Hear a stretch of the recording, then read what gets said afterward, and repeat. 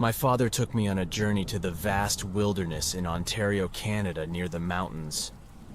While we were exploring, we stumbled upon a giant cave. My father noticed blood trails leading into the cave, and he wanted to investigate. My father brought a rifle and I brought one too, so we thought we were safe enough. As we entered the cave, we followed the blood trails until they led us to a decapitated grizzly bear with its head severed from its body, and its head had been taken out of the cave, hence the blood trails. It was surely like a trophy for whoever did it or something else. We stepped a little further into the cave, and that's when we found something more disturbing. Something truly heart-wrenching. There was a man who looked like he had been mauled by a bear, his intestines spilling out of his stomach, and it was the most horrifying thing I'd ever seen.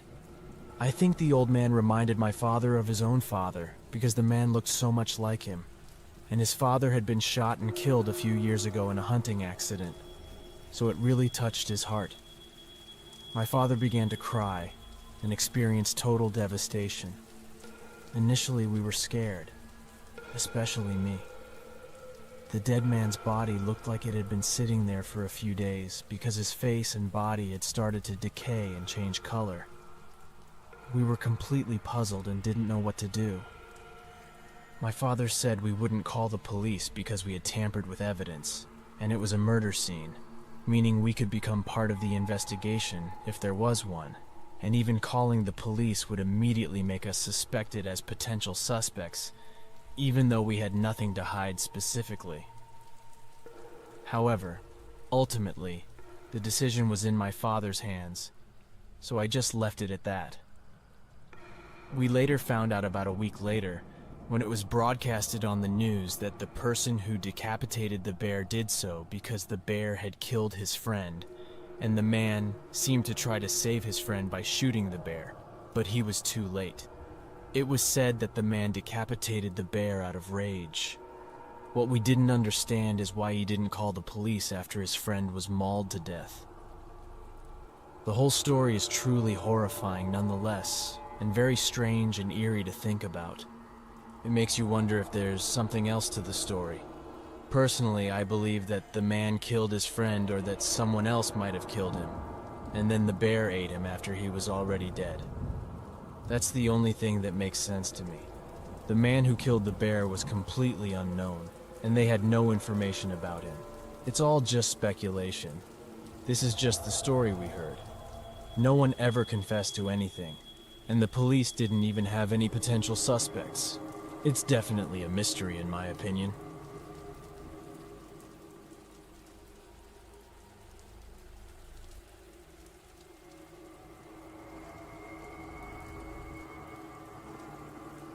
My family and I went camping for a year in a small campsite in the middle of the forest. My parents let me bring one friend along. I was kind of excited to go, but I also kind of wanted to stay home over the weekend and play the video game I got for my birthday a few weeks earlier. The night before we left, my dad said I could bring a friend, but only one. That made me much happier to go, and I immediately called my best friend. It took a little convincing, but eventually he gave in and said he would come, as long as he had to check with his mom first. He called me about an hour later, after getting the green light from his mom that he could join us. Leo, my best friend, and I stayed up all night playing Halo and discussing what we would do when we went camping this weekend. I told him that the campsite wasn't like regular campsites in America, with parks and swimming pools with RVs and caravans everywhere. It was truly in the middle of nowhere. There were a few RVs, but most of the campers there camped in tents. Leo was worried it wouldn't be fun, but I reassured him about all the things we could do, and I said we could bring bikes to ride on the trails. Now we could fish in the nearest lake and lots of other things like sitting around the campfire and making s'mores. I mean, the list goes on and on.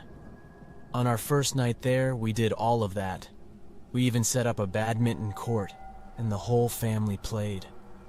The days flew by quickly, and we had a blast. Now it's Saturday night, and my family and I are getting ready for bed. Leo and I aren't tired, and we don't have any plans to go to sleep right away. We have our own tent, so that's cool because we have our own space away from the adults. I told Leo that we should explore the forest and try to find trails we've never walked before. He agreed to the adventure, so the two of us grabbed flashlights and waited until we were sure everyone else was asleep. We quietly slipped out of our tent and began to walk. We waited to turn on our flashlights, so we were at least about 10 feet or more away from the campsite because we were just careful not to wake anyone up. Leo had the idea that we should walk through the forest with our flashlights off for as long as possible. I didn't really want to do it, but I didn't want to look like a wimp in front of my friend, so I agreed. He walked maybe 3 or 4 minutes with almost no idea where we were going. It was so dark that Leo and I could hardly see each other. I said, "Do you hear that, Leo?" I whispered again very quietly. I turned on my flashlight, and so did Leo. "Do you hear that, right?" I asked. "Yes, what is that?" said Leo. "I'm not sure, it sounds like someone whispering though, and that freaked us out. After we turned our flashlights back on, the whispering stopped. We continued walking with our flashlights on for a minute or two, and we decided it was time to turn our flashlights off again. Less than a minute after we turned off our flashlights, while walking, we heard the whispering again. Although very quietly, like the sound of breaking branches and leaves under our feet almost completely covered the sound. We couldn't understand what was being said, but it sounded like a bunch of gibberish. We immediately turned our flashlights back on, and we were determined to find out where the sound was coming from. We looked around for a moment, and that's when Leo screamed my name. I looked in his direction, and he was frozen like a deer caught in the headlights of a car staring at something. I rushed towards him to see what he was talking about. There was an old woman who looked like she hadn't slept for several days, or bathed for a week lying half naked on the ground. I looked at her in disbelief because I couldn't believe what I was seeing. Then she got up, apologized, and before she left she said that she was sorry again, that she was just looking for her campsite. Then she ran off in the opposite direction. Immediately after that, Leo and I ran back to our tent because we had enough for that night. We talked about what happened in our sleeping bags until we could finally fall asleep. The creepiest thing about this situation is that we were the only visitors nearby half a mile away, which is quite far. That was by far the weirdest thing that has ever happened to me.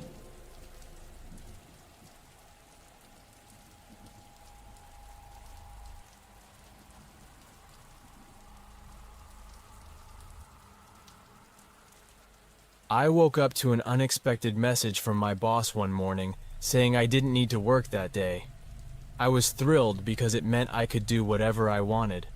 The kids were at school and my wife was at work, so I had the whole day to myself. Plus, I still got my monthly salary, so I wasn't losing any money at all. It was paid time off. Let me explain it like that. I got up and went through my usual routine, showering and having breakfast. I took my time and did everything a bit slower than usual because I'm always rushing in the mornings, so it was really nice to take a break for once. I sat down and turned on the TV with a smile on my face, trying to figure out how I wanted to spend my day. Don't get me wrong, I enjoy staying at home like anyone else, but I also like going out. I get bored quickly, and I can only watch TV for so long. I decided I would go hiking on a nearby trail that I found from a quick search on Google. I thought about bringing Charlie, my dog, with me, but I decided against it because from what it looked like, it was going to be a fairly long and somewhat difficult hike, and I'm relatively new to hiking, so that's why I chose to go alone. I didn't want to tire Charlie out. About half an hour into the journey and on my way there, I texted my wife to let her know what I was doing. I brought everything I needed for the day, even though I didn't expect to be gone for more than 3 hours. I brought a little extra of everything just in case. I wouldn't say this is something out of character for me, but it's definitely not something I do often. I've been trying to persuade my wife to go hiking with me for the past few months, but we've been so busy that it's been difficult. I've always been someone who enjoys outdoor activities, so I was really excited when I arrived there. I parked my car and got out. I grabbed my backpack and headed straight out. I immediately noticed how few people were there, which I found unusual considering it was a Tuesday morning at 8:45 before I entered the trail. I saw a wooden post with a map on top of it surveying the entire area. I wasn't exactly sure how long this hike would take me, but I had a pretty good idea because I believe it's a fairly popular trail. The trail I took was a 4.5-mile climb. The whole view was absolutely beautiful. The day was gorgeous. There was a gentle breeze and the sun was perfect, shining on me from behind, and that's exactly what I needed. I was enjoying my time in nature and truly appreciating it. About 20 minutes into my adventure, I put on my headphones, but after a few songs played, my music suddenly stopped. I pulled out my phone to turn the music back on, and I noticed that my phone only had 1 bar of service. Within seconds of that, as I was putting my phone back into my pocket, a deer jumped out right behind me and ran across the trail very quickly and ran through the forest and disappeared in seconds. It startled me so much that I actually jumped, and my heart was pounding. I chuckled quickly when I realized it was just a deer, and I breathed a sigh of relief, but then I looked to my right. That's when I saw someone sitting on the ground with their legs crossed, staring directly at me. They were wearing a creepy mask, and it seemed like they were holding something in their lap, maybe a weapon. From where I stood, it looked like an axe. "Hello," I said. "What are you doing?" The person then stood up, and immediately I thought it was a man because of his height, and he looked pretty muscular. He started walking towards me while swinging his axe. He didn't say a word. I started walking back the way I came, and even left my backpack on the ground.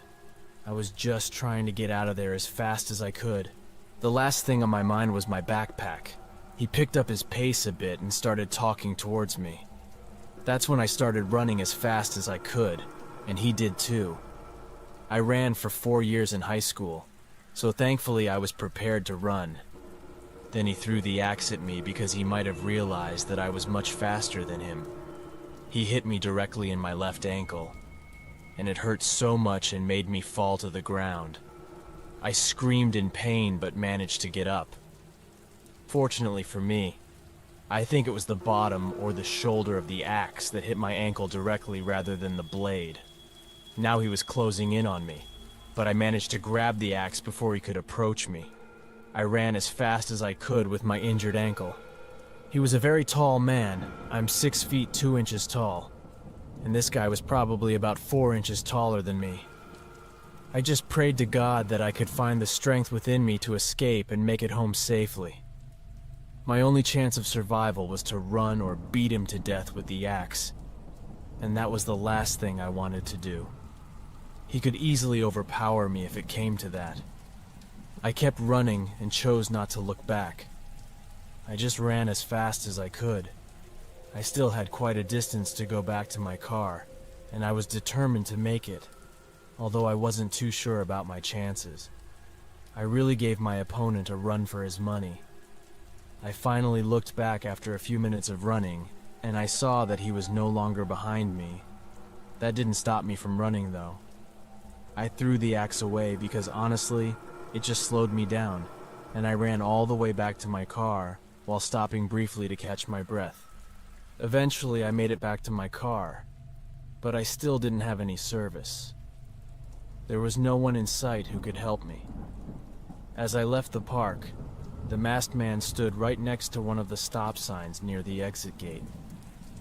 He stood there staring at me. I felt his eyes piercing into me even though I tried not to pay attention. I called the police and filed a report. But the man is still out there somewhere lurking in the darkness looking for his next victim as they never managed to find him. I've never gone hiking since then.